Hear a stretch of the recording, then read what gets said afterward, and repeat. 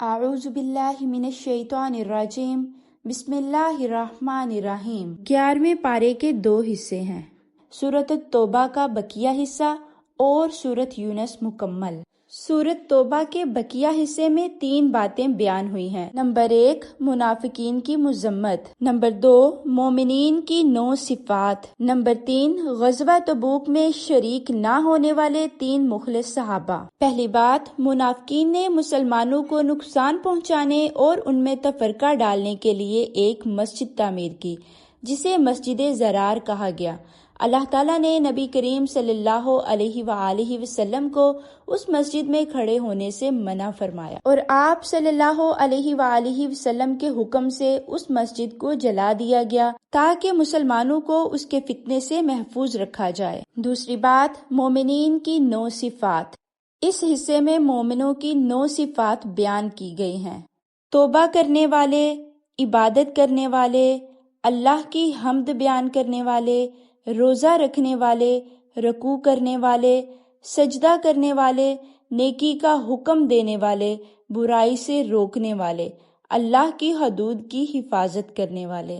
تیسری بات، غزوہ تبوک میں شریک نہ ہونے والے 3 مخلص صحابہ: حضرت کعب بن مالک رضی اللہ تعالی عنہ، حضرت بلال بن امیہ رضی اللہ تعالی عنہ، حضرت مرارہ بن ربیع رضی اللہ تعالی عنہ۔ ان تینوں صحابہ سے 50 دن تک معاشرتی بائیکاٹ کیا گیا، پھر اللہ تعالیٰ نے ان کی سچی توبہ قبول فرمائی اور اس کی خوشخبری وحی کے ذریعے نازل کی گئی۔ اس کے بعد سورۃ یونس ہے، جس کا پہلا موضوع ہے قرآن کی عظمت۔ سورۃ یونس کی آیت نمبر 1 میں بیان کیا گیا ہے کہ قرآن کریم عظیم حکمت والی کتاب ہے اور انسانیت کے لیے ہدایت کا سرچشمہ ہے۔ دوسرا موضوع قیامت۔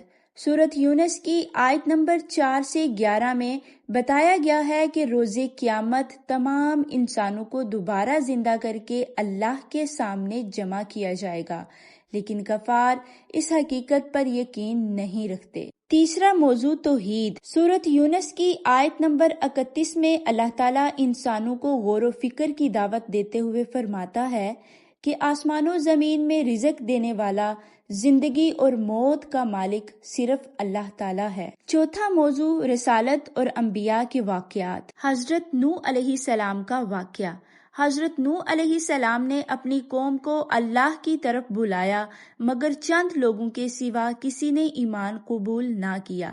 اللہ تعالیٰ نے اہل ایمان کو کشتی میں محفوظ رکھا اور باقی نافرمانوں کو طوفان کے ذریعے غرق کر دیا۔ حضرت موسیٰ علیہ السلام اور حضرت ہارون علیہ السلام کا واقعہ۔ اللہ تعالیٰ نے انہیں فرعون کی طرف بھیجا، فرعون نے انکار کیا اور خدائی کا دعویٰ کر دیا۔ اس نے حضرت موسیٰ علیہ السلام کو جادوگر کہا اور اپنے جادوگروں کو مقابلے کے لیے بلایا، مگر جادوگر حق کو پہچان کر ایمان لے آئے۔ بعد میں اللہ کے حکم سے بنی اسرائیل کے لیے سمندر میں راستہ بنایا گیا، جبکہ فرعون اور اس کے ساتھی سمندر میں غرق ہو گئے۔ حضرت یونس علیہ السلام کا واقعہ۔ اس سورت کا نام حضرت یونس علیہ السلام کے نام پر رکھا گیا ہے۔ قرآن مجید میں ان کا ذکر مختلف مقامات پر آیا ہے اور انہیں 2 جگہ صاحب الحوت یعنی مچھلی والے کے لقب سے یاد کیا گیا ہے۔ اس واقعے کے 2 اہم پہلو ہیں۔ پہلا پہلو، مچھلی کے پیٹ میں جانا۔ حضرت یونس علیہ السلام اپنی قوم کی نافرمانی سے مایوس ہو کر بستی چھوڑ گئے، راستے میں کشتی میں سوار ہوئے، طوفان کی وجہ سے کشتی ڈوبنے لگی تو آپ سمندر میں کود پڑے اور ایک بڑی مچھلی نے انہیں نگل لیا۔ اللہ تعالیٰ نے مچھلی کے پیٹ میں بھی انہیں زندہ اور محفوظ رکھا اور کچھ دن بعد ساحل پر نکال دیا۔ وہاں انہوں نے قرآن میں مذکور مشہور دعا پڑھی، جس کے ذریعے اللہ تعالیٰ نے انہیں نجات عطا فرمائی۔ دوسرا پہلو، قوم کی توبہ۔ جب ان کی قوم نے عذاب کے آثار دیکھے تو مرد، عورتیں، بچے سب میدان میں نکل آئے اور عاجزی کے ساتھ اللہ سے معافی مانگی اور سچی توبہ کی۔ اللہ تعالیٰ نے ان کی توبہ قبول فرمائی اور عذاب ٹال دیا۔ اللہ تعالیٰ ہمیں قرآن کی ہدایات پر عمل کرنے کی توفیق عطا فرمائے۔